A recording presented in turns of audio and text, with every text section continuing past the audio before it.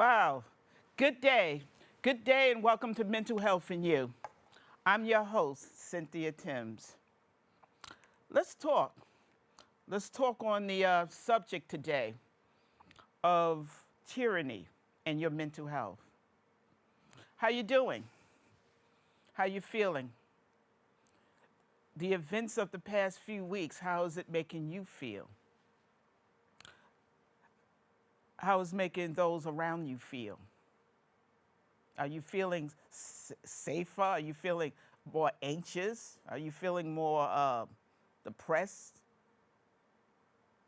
Let me share before I welcome my guests to Mental Health in You a story, an incident that happened that I experienced not too long ago. Sitting on a bus recently, I saw a man walk on, an elder black gentleman walk on. He walked past me, and he had in his hand a passport, holding it upright, securely, the way one would hold, say, a Metro card or a Omni card these days. He was holding it the way you would hold something for dear life. And it made me think about the historical and the history nerd that I am. It made me think about the times that we are living in and how they contrast and compare to other times in our history. I thought about how freed slaves back in the day had to carry around freedom papers to show the slave master, just to prove that they were free, that they would not be caught and sent back into slavery. This elderly young man, this elderly older man walked by me like slowly with his passport in his hand, like he was just looking and wondering. It had me thinking about tyranny and your mental health. The gravity of the moment, y'all. Do you recognize it? What does it mean to you? To help me sort all of this out, if even possible, is my guest today, environmental artist and activist, TV talk show host extraordinary, Daniel Lanzilotta. Welcome back to Mental Health in You, Daniel. It's been too long. Oh my God. Thank you, Cynthia, for having me back. Well, It's thank always you. it's always a pleasure. Thank you. You know, Daniel, I wanted to share that story. I've shared that story with you before about being on the bus not too long ago, and this elderly black man walks on the bus with his passport in his hand. And it had me thinking about the gravity of this moment. It Yes. had me thinking about the tyranny in which we now find ourselves living in. It had me thinking about, talking about historical things. It had me thinking about how black folks used to have to walk around with their freedom papers so they could prove to slave catchers who were out wandering around that they were free. I thought about that movie, 12 Years a Slave. Wait, I don't know if you saw it, 12 Years a Slave, where this man was caught in Saratoga Springs and taken back into slavery, taken into slavery in the South. And he was never even a slave in the first place, enslaved. Yes. So, as an environmental artist, as an activist, it seems to me that we're living in some times. How are you taking care of yourself? What are your thoughts as you observe and walk through this world? Well, that story is quite poignant, and it really hits my heart and soul to hear that. Do you know that Nazi Germany looked towards America and what we were doing here at the time about the oppression and suppression of African Americans to write the playbook for how they implemented the agendas in Nazi Germany. It wasn't Yes. the other way around. Most people think it's the other way around, but they actually look towards us Yes, at Hitler that, looked towards the segregated right, South. The Nazis right. looked toward, yes. So when I got, when I learned of this information, I was really dumbfounded. Wow, wow, that's profoundly insane to me. The passport story is profoundly disturbing.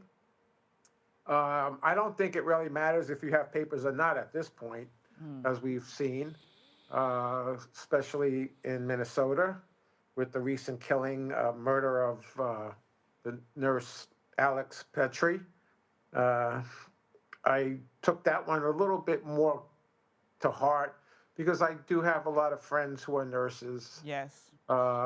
And that particular type of nurse, an ICU nurse, intensive care unit nurse in a veterans hospital, is even more profoundly disturbing because I don't think you can get any more challenged as a nurse under those circumstances with veterans who are suffering from mental illness and various other ailments. And to me, that man was an absolute hero. And what happened there is tragic and criminal. And I think we need to really come to our senses about what's happening. I think that's a turning point. I hope it's a turning point. Minnesotans are really quite stunningly resilient, strong people. Yes. They're making a big difference. And if we don't uh, take a lesson, that will spread through the rest of the country, what's being done to our citizens. My TV show at Bronxnet, soon to be called Artivation TV, Yes. Artist Art and Activism. And that's been very rewarding in itself. And then also my artwork and creating that. I just broadcast a brand new podcast, which I found very interesting. Did that 3 months ago. It just got released yesterday, and I've gotten some really good feedback. And then I just came back from a residency at a very incredible estate here in Connecticut. So that was very, very helpful. I had a lot of insight because I spent a lot of time alone making art, isolated, and then when it was Because time I to join wanted the to rest, ask you about yeah, that, Daniel. How did going into this residency, it was like almost 2 weeks, how did yes. that allow you to release your artistic expression more in the wake of everything going on? Well, Or express it more? Were you I less anxious? Were you more anxious? Were you more no. relaxed? In fact, when I got there, And how did it feel to be in that environment in the oh, wake of? it was like, wow. It was well. I had some very mixed feelings about um, land back and indigenous lands and how land is used and how this Mm-hmm. place exists in um, this culture, this Yes. magnificence of a property and Yes. what that means and how that's there and if they pay homage to that. I'm not sure because I didn't inquire at that point, but I'd like to be more involved with the organization at some point in time. But they're doing incredibly great things there, Good. regardless of everything else. You know, And my time there, what's that? you know, I'm glad. I'm glad you was able to relax. I'm glad you was able to be Oh, creative. I was glad that you was always, it was a time of relaxation as well as reflection. When it come to you, that, it's come to your artistry, yes, it was. and to maybe for a little while escape the reality of what's going on, the tyranny of the moment, the gravity of the moment. I called this show partly tyranny in your mental health. Yes, and And that's exactly what it is. and based on a National Institute of Health report within the last few years, the National Institute of Health, tyranny and mental health, Daniel. Listen to this, y'all. What are the effects of tyranny on your mental health? Chronic stress and fear, trauma and post traumatic stress, psychological manipulation, internalized oppression, suppression of your identity. Those are some of the effects of tyranny. And it seems to me that a lot of people are going through this now. You know, I gave the example of the man who got on the bus holding his passport, but you're seeing it every day. I'm seeing in my work as a peer support, you know, in my work, I'm seeing it in the faces not only of the people that I serve, the patients, but the workers as well, because we all targets. That's right. Whether we live in this, whether we were, it doesn't, as you said, it doesn't matter whether we were born in this country. You can carry your passport. What next? We're going to be carrying our birth certificate around? You know what I'm saying? What's next? We're going to be carrying, what more can we carry? And what difference would it make? Because we don't, because these are tough times. Because of the They are color of tough our times, and skin. there are ways to counter it. If you're fortunate enough to have some kind of outlet as an artist or musician or a writer or some artistic way of being creative and being with yourself and your work, that's one way. Uh, Trying to exercise and bike, you can't do it in this weather, of course, but there are places in the country where you can. So there are some mechanisms to release that type of stress. I do feel it very deeply. I mean, it's not a joke. I'm taking it quite seriously. Yeah, I know I you've do. expressed that. I am And it taking it is to quite be taken seriously. seriously, of course. And when I'm watching these things and the spin and the gaslighting, when it's so obvious, when we have such incredible footage of these incidences, that the powers that be want to spin what has happened and tell people that what they're seeing is not true. That just goes really to the core, to the bone, that these blatant lies are so impinged upon us to try to erase and eradicate the truth that's been captured digitally, you know. And so this is concerning. And so you can start playing mind games with yourself, like, did I see it? What are they telling me? It becomes really heavy and burdensome to have to go through life. And now, recently, what I just read was that the ICE people are going into restaurants and causing havoc in restaurants and harassing restaurateurs and their staff, because we all know that the restaurant industry has a lot of people that are undocumented. And that's what makes the restaurant industry great, because people can find work. And the restaurant industry, because I know it very well, I worked in it for many years. Some of the best people on the planet are there. They're breaking the back of the restaurant industry. It's one of the strongest industries in America, across the board. It affects everybody because everybody eats, and we are all eating ethnic foods. And so there's a very wide spectrum of immigrants that are fulfilling these jobs. And they're going in and harassing people at their work. So now we have people who aren't showing up for work in the restaurant industry, causing owners of restaurants to be very concerned because people are now not showing up as customers. And then there's no one in the kitchens or a wait staff to accommodate the folks who are showing up to eat. So this is really mind-boggling to me. This is tyranny, and this is a great example of it. Cruel and unusual punishment by a government. You know, And Daniel, this is manufactured. This whole thing is so insane that this is being allowed. We the people, really, come on. We the Daniel, people. earlier in the conversation, I said it was based on race. I used to think it was just based on race, but it's not just race. It's class, it's white people, it's black people, it's brown people, and it's Yes, all of it's us, democracy at work. Finally, everyone's getting it. you You know. know, and so we the people have to shut it down. And the only way to shut it down, because the only thing that they understand at this point is the purse strings, and that's really what it has to be. Everyone's going to have to take a hit and suffer a little bit or somewhat to some degree somewhere along the line. If you don't need it, don't buy it. Don't go into the stores that are owned by corporations. Go local, buy black, buy brown, buy Asian.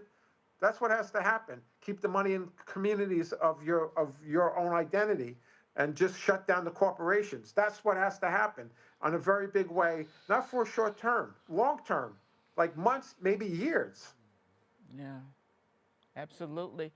And we have to become active participants in this democracy, this fading democracy. This, if we are to survive, we we talked about it. I love this saying by Alice Walker. The best way to give up your power is to believe that you don't have any. The best way to give up your power, she said, is to believe. In other words, we can't afford to give up. We have to believe that we have the power.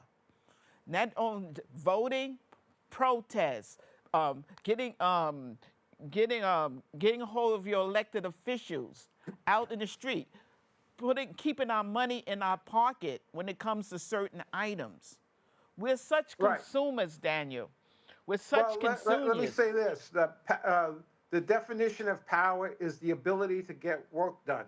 Yes, And so in electrical circuits, it's E times I, watts. Watts is power. yes. And so in order to make this work, you have to you have to actually take a stand. Every single person has a couple of bucks in their pocket, and every single person who has a couple of bucks, no matter if you're just going into a fast food place for fast food, which is inexpensive, don't go there. Go get a buttered roll at a bodega instead. Right. Do something that makes a difference in how you purchase. It's got to be a monetary thing with this group of folks. That's all they know. There's no other way to deal with this. You have to shut it down, and you have to shut it down financially. And people, we know as a peer specialist, I know it's hard. It's hard on everyone. It's hard on me. It's hard on those who I serve, who I work with. Uh, the stress, as we talked about, the oppression it's causing, the peer post-traumatic stress. People are afraid to walk their kids to school. People are afraid to go to a restaurant, to go to a sporting event, to walk Right. their This is dog, all of everything. this. All All of these this is things by we take for granted, Daniel. Yes. All of this is by design. That's what this is. It's been by design since day one. Now the cat is out of the bag. There's no one hiding it. Everyone knows what it is. Just recently, Greg, uh, I call him Greg Bovino, whatever his name is, got fired. So there might be some a gap in between the insanity while they figure what to do with his absence. I just it's mind-boggling. It's beyond my comprehension.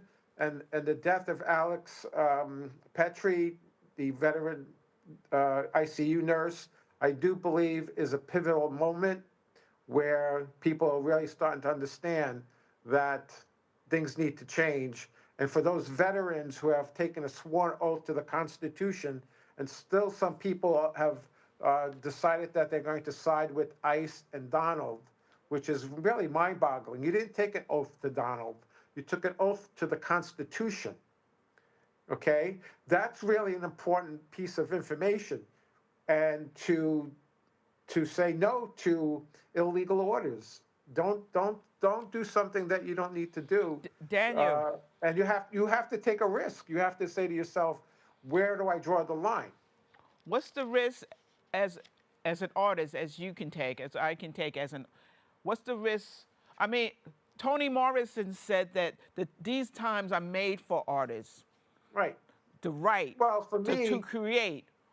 from What can you from what my from my practice, I'm not purchasing art supplies in a traditional way that an artist might. So I've been doing this for many years now, where I'm not actually pumping money into the fossil fuel industry to get fossil fuel manufactured art supplies. I gave up my car 30 months ago, so I don't have to deal with buying gasoline. It's a bit of a challenge, but that was a choice I made. So I'm living it as a daily practice of my life, and I would like for other artists to get on board to do the same thing. Don't purchase those art supplies. They're very expensive and they're basically made of fossil fuels. So you have to make some kind of decision, some kind of choice, some kind of sacrifice. This too shall pass. This is not going to work out well for these folks at the end of the day, and it's the reckoning will be coming. So as the momentum out of Minnesota, snowballs, we'll see some changes. I really believe that's where it's going to be coming because it's centralized. It's in the center of the United States, and it's going to go in all directions. It's going to go west. It's going to go east. It's going to go south. Since Minnesota is up on the border of Canada, um, and it will be exponential. The change is coming, and the current administration does know that, and it does feel that. They might hunker down with more retaliation in different cities. Maybe Maine But is next, from what I've been seeing. but But we have to Daniel, take a stance. yes, and taking a stand, Tanya, as we talked about the gravity of the moment, also means, we talked about what we can do, but also get involved. Find an organization, y'all, that is representing something that is important to you. Whether it's environmental rights, animal rights, immigrant rights. Find an I agree. organization that represents something that is important to you. There is strength in numbers. So Yes, and they get know that. involved. Get involved like never before. Uh, what is your talent? What is it we want to represent? What is it that you want to leave on this earth? What is your legacy? There is a wonderful saying by the late activist and minister Adam Clayton Powell. What's in your hand, Daniel? What's in your hand? We as artists, we have our toolbox. You have your tools. I have this TV show. You have a TV show. What's in our hand? We're writers. We're painters. We can speak. We can organize. Right.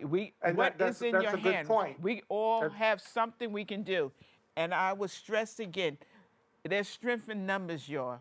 Find a group, find an organization, an association that is dedicated to something that is important to you. Environmental rights, Daniel.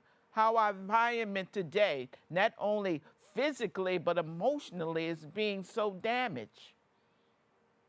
You Yes, it know, is. what are some of the He's what are done a some lot of of the damage to the what are EPA. some can you share what are some of the environmental organizations that are important to you that's doing good work in these days, in this moment? I'm with Al Gore's Climate Reality. I just saw something recently that I have to go back and look up that I'm going to go do. Then there's the Human Impact Institute that I'm very active with. They're a worldwide organization about climate mostly, and activism. So that's another one I deal with. The TV show that I'm doing is really my form of activism. I was talking about it the other day. I'm not big on the going to the marches. I'm a, I'm a I'm a sort of a silent activist. I'm doing my work. I'm living my lifestyle as I see that will reduce my impact on the planet and not be a consumer. And so that kind of lifestyle and making better choices has a profound impact. Look what happened to Target over the last 6 months or so. And the boycott of Target, that really had sent them a profound message. Absolutely. I called it a bullseye. What a great name, Yes. Target. And so that has to be exponential in other boycotts, and stop buying and consuming and not going to these major corporations. And eventually the corporations is really what's running the show here in the first place, and not dealing with those corporations that support the current administration, which are many. What would you tell somebody who's reluctant, who's scared? Uh, And it's easy and it's understandable. It's a scary time. the gravity of the moment is serious. But you Well, want to do if someone something. if How someone's can they start reluctant, today? being reluctant or silent and not speaking up in some form or other is not serving any purpose whatsoever. The things that are going on will happen anyway. A person who's reluctant will look back and say, "Why didn't I say something?" And so it's beneficial to say something at some level somewhere, even if it's in you, just the choices that you make about your purchasing power. Basically, that's what we all have. We all are out there buying something, and it's to keep it as local as possible, not to support the plastic industry. The plastic industry is the petrochemical industry. The petrochemical industry is a big supporter of the current administration. We all know that.